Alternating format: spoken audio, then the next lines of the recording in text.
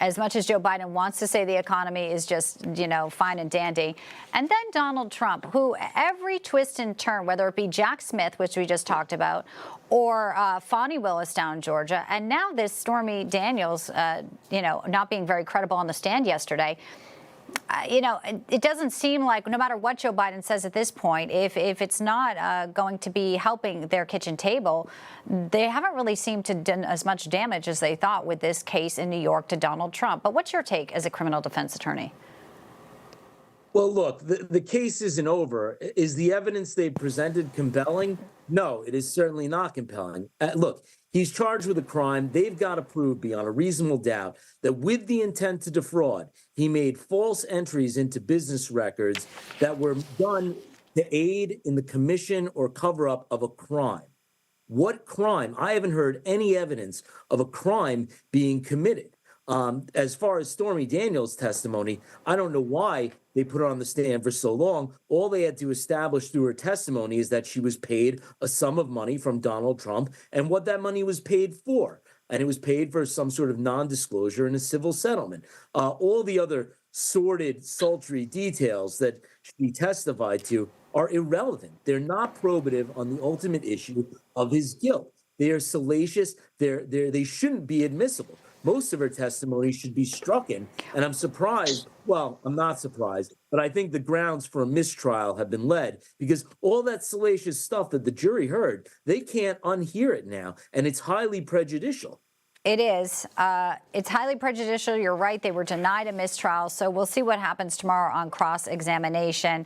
But Donald Trump, as you know, the polls are showing him strong, Mark. Biden's campaign may be a little bit concerned. They're going to dump another $14 million in ad spending in May. They're hiring more staff. They're going to open a 200th office. They have tons of money, of course.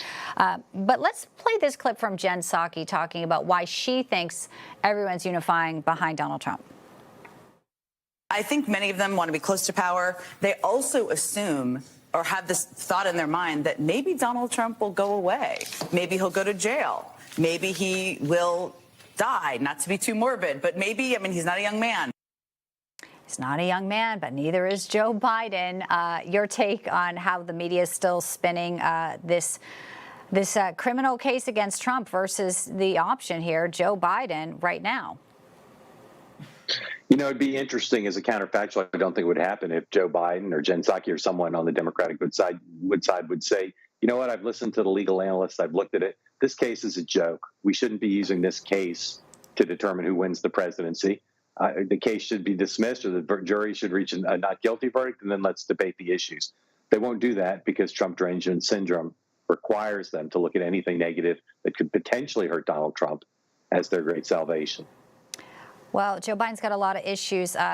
Clearly he's talking about investing in America, not so much investing in Israel, holding back some arms and some bombs. We're going to get into that a little later. That's a problem for his campaign. So is the campus unrest. But guys, while I have you, changing the name of the Boy Scouts to Scouting America, even Senator Ted Cruz is like, this probably will not help at all with the recruiting, which they said is part of this.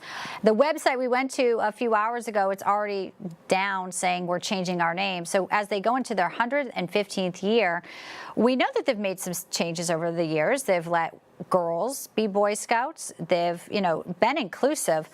Mark, I'm just curious, what do you know about the kind of debate they may have had inside this organization? With all the steps to already be inclusive, as everyone sees here in years past, why change the name? Why rebrand now?